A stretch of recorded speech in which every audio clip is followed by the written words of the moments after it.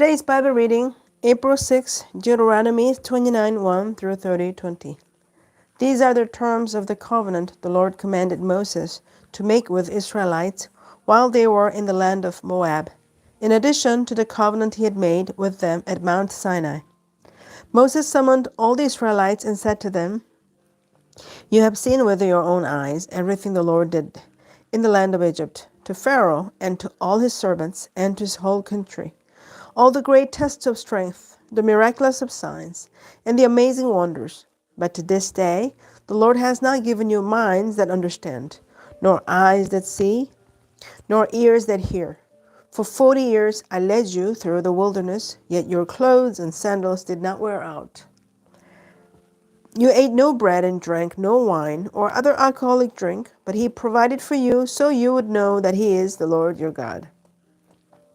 When we came near, King Sihon of Heshbon and King Og of Bashan came out to fight against us, but we defeated them. We took their land and gave it to the tribes of Reuben and Gad and to the half-tribe of Manasseh as their grant of land. Therefore, obey the terms of this covenant so that you will prosper in everything you do. All you do. All of you tribal leaders, elders, officers, all the men of Israel are standing today in the presence of the Lord your God. Your little ones and your wives are with you, as well as the foreigners living among you who chop your wood and carry your water. You are standing here today to enter into the covenant of the Lord your God. The Lord is making this covenant, including the curses. By entering into the covenant today, he will establish you as his people and confirm that he is your God, just as he promised you and as he swore to your ancestors Abraham, Isaac, and Jacob. But you're not the only ones with whom I am making this covenant with its curses. I am making this covenant both with you who stand here today in the presence of the Lord our God, and also with the future generations who are not standing here today. You remember how we lived in the land of Egypt and how we traveled through the lands of enemy nation as we left. You have seen their detestable practices and their idols made of wood, stone, silver, and gold.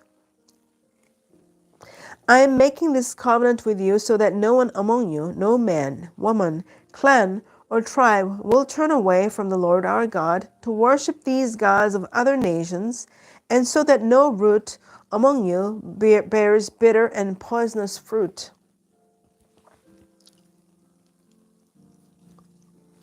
Those who hear the warnings of this curse should not congratulate themselves, thinking, I am safe, even though I am following the desires of my own stubborn heart. This would lead to utter ruin. The Lord will never pardon such people. Instead, his anger and jealousy will burn against them. All the curses written in this book will come down on them, and the Lord will erase their names from under heaven. The Lord will separate them from all the tribes of Israel to pour out on them all the curses of the covenant recorded in this book of instruction.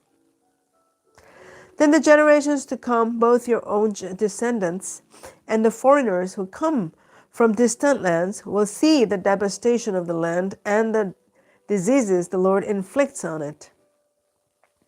They will exclaim, the whole land is devastated by sulfur and salt. It is a wasteland with nothing planted and nothing growing, not even a blade of grass. It is like the cities of Sodom and Gomorrah, Admah and Zeboim, which the Lord destroyed in his intense anger.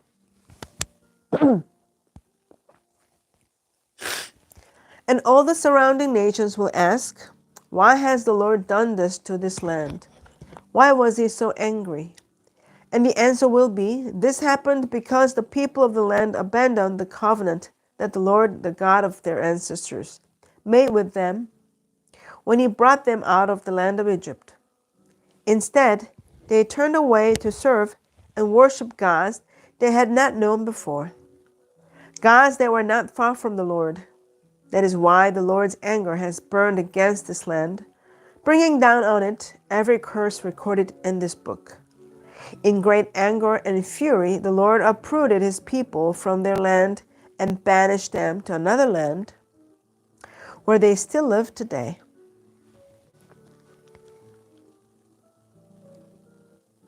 The Lord our God has secrets known to no one.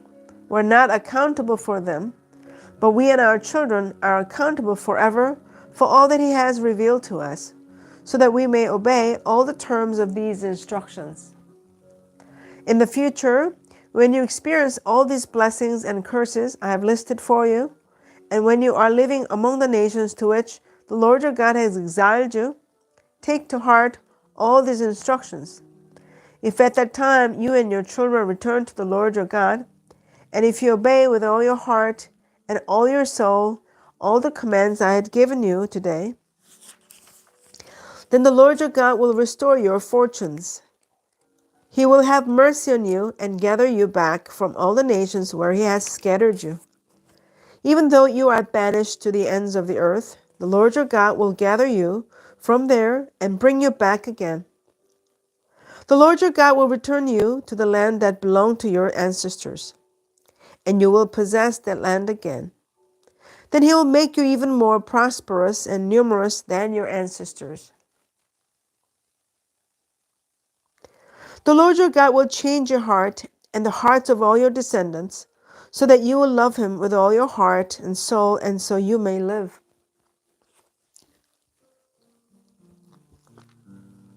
The Lord your God will inflict all these curses on your enemies and on those who hate and persecute you. Then you will again obey the Lord and keep all His commands that I am giving you today. The Lord your God will then make you successful in everything you do. He will give you many children and numerous livestock, and He will cause your fields to produce abundant harvests, for the Lord will again delight in being good to you as He was to your ancestors. The Lord your God will delight in you if you obey His voice and keep the commands and decrees written in this book of instruction, and if you turn to the Lord your God with all your heart and soul. This command I'm giving you today is not too difficult for you, and it is not beyond your reach. It is not kept in heaven, so distant that you must ask who will go up to heaven and bring it down so we can hear it and obey. It is not kept beyond the sea, so far away that you must ask who will cross the sea to bring it to us so we can hear it and obey. No, the message is very close at hand. It is on your lips and in your heart so that you can obey it. Now listen, today I'm giving you a choice between life and death, between prosperity and disaster. For I command you this day to love the Lord your God and to keep His commands, decrees, and regulations by walking in His ways. If you do this, you will live and multiply, and the Lord your God will bless you and the land you are about to enter and occupy. But if your heart turns away and you refuse to listen, and if you are drawn away to serve and worship other gods, then I warn you now that you will certainly be destroyed. You will not live a long, good life in the land you are crossing the Jordan to occupy. Today I have given you the choice between life and death, between blessings and curses. Now I call on heaven and earth to witness the choice you make. Oh, that you would choose life so that you and your descendants might live. You can make this choice by loving the Lord your God, obeying Him, and committing yourself firmly to Him. This is the key to your life, and if you love and obey the Lord, you will live long in the land the Lord swore to give your ancestors, Abraham, Isaac, and Jacob. Let's move on to the New Testament, Luke 11:37 through 12:7. As Jesus was speaking, one of the Pharisees invited Him home for a meal.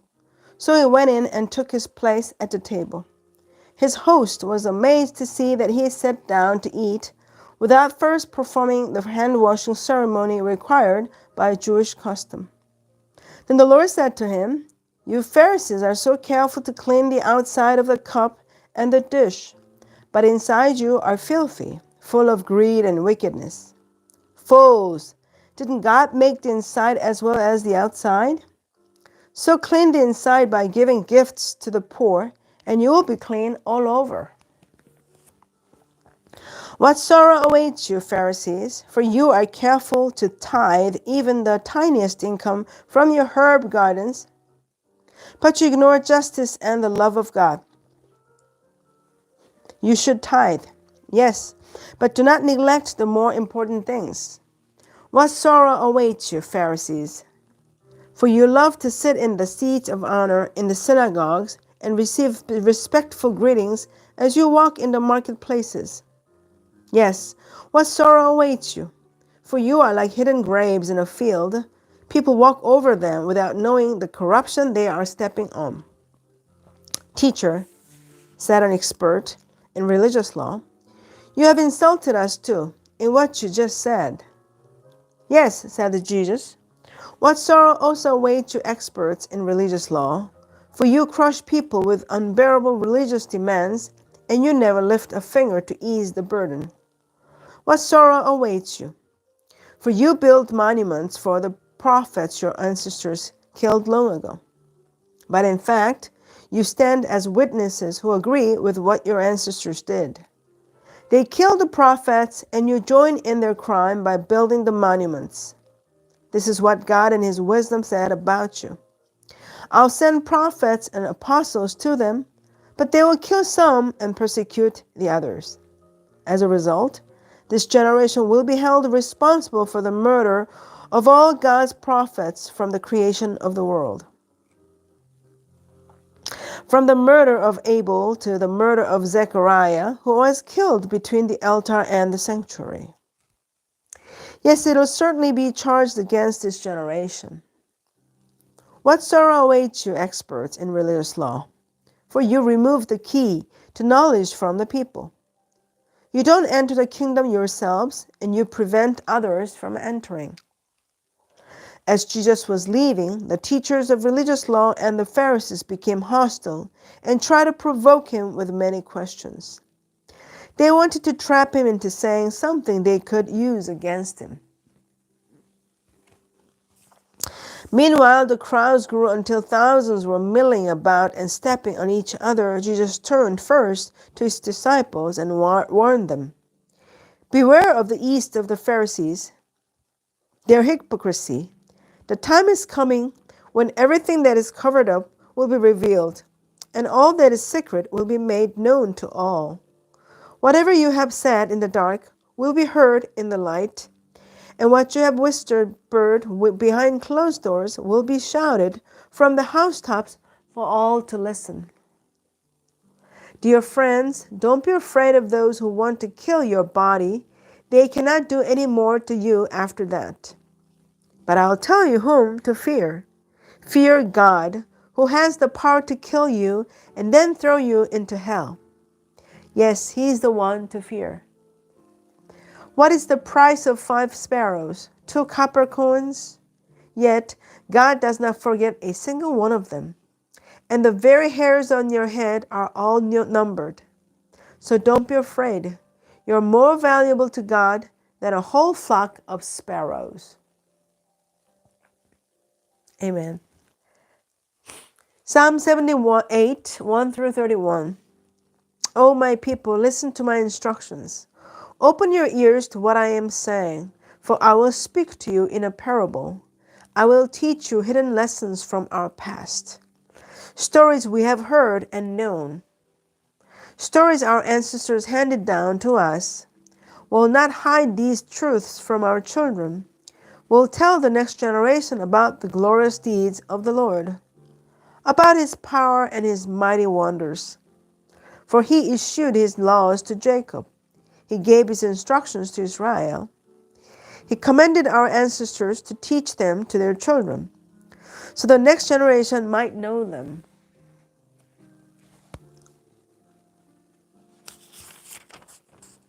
Even the children not yet born, and they in turn will teach their own children. So each generation should set its hope anew on God, not forgetting his glorious miracles and obeying his commands. Then they will not be like their ancestors, stubborn, rebellious, and unfaithful, refusing to give their hearts to God. The warriors of Ephraim, though armed with bows, turned their backs and fled on the day of battle. They did not keep God's covenant and refused to live by his instructions. They forgot what he had done, the great wonders he had shown them, the miracles he did for their ancestors on the plain of Zoan in the land of Egypt. For he divided the sea and led them through, making the waters stand up like walls. In the daytime he led them by a cloud, and all night by a pillar of fire. He split open the rocks in the wilderness to give them water as from a gushing spring. He made streams pour from the rock, making the waters flow down like a river. Yet they kept on sinning against him, rebelling against the Most High in the desert. They stubbornly tested God in their hearts, demanding the foods they craved. They even spoke against God himself, saying, God can't give us food in the wilderness. Yes, he can strike a rock so water gushes out. But he can't give his people bread and meat. When the Lord heard them, he was furious. The fire on his wrath burned against Jacob. Yes, his anger rose against Israel, for they did not believe God or trust him to care for them. But he commanded the skins to open. He opened the doors of heaven. He rained down manna for them to eat. He gave them bread from heaven. They ate the food of angels. God gave them all they could hold. He released the east wind in the heavens and guided the south wind by his mighty power. He rained down meat as thick as dust, birds as plentiful as the sand on the seashore. He caused the birds to fall within their camp and all around their tents. The people ate their fill. He gave them what they craved. But before they satisfied their craving, while the meat was yet in their mouths, the anger of God rose against them, and he killed their strongest man. He struck down the finest of Israel's young men. Finally, Proverbs 12:19 through 20. Truthful words stand the test of time, but lies are soon exposed. Deceit fills hearts that are plotting evil. Joy fills hearts that are planning peace. Amen. This is the end of the Bible reading today. Thanks for joining me. Have a good night. God bless you. See you tomorrow.